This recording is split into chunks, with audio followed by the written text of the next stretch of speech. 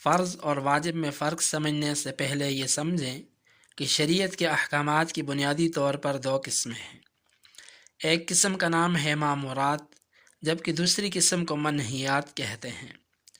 مامورات ان احکامات کو کہا جاتا ہے جن میں کسی کام کے کرنے کا حکم دیا گیا ہو، اور منہیات ان احکامات کو کہتے ہیں جن میں کسی کام سے بچنے کا رکنے کا حکم دیا گیا ہو۔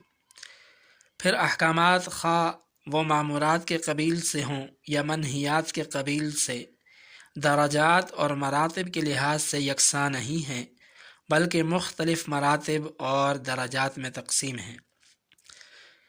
لہذا فرض اور واجب یہ دونوں مامورات کی قسمیں ہیں۔ ان میں عمل کے لحاظ سے تو کوئی بھی فرق نہیں ہے، بلکہ فرض اور واجب دونوں پر عمل کرنا لازم اور ضروری ہے۔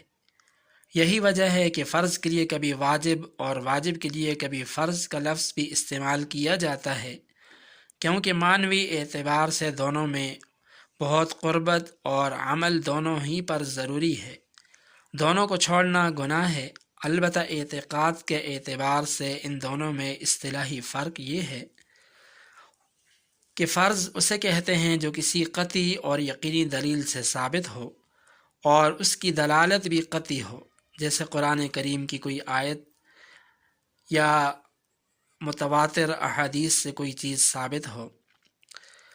فرض کا حکم یہ ہے کہ فرض کا انکار کرنے والا کافر ہو جاتا ہے، جبکہ واجب ظنی دلیل سے ثابت شدہ عمل کو کہا جاتا ہے، یعنی یا تو وہ ایسے ذریعے سے ثابت ہو جو قطعی نہیں، یا ذریعہ ثبوت تو قطعی اور یقینی ہو لیکن اس میں ایک سے زیادہ معنوں کی گنجائش ہو۔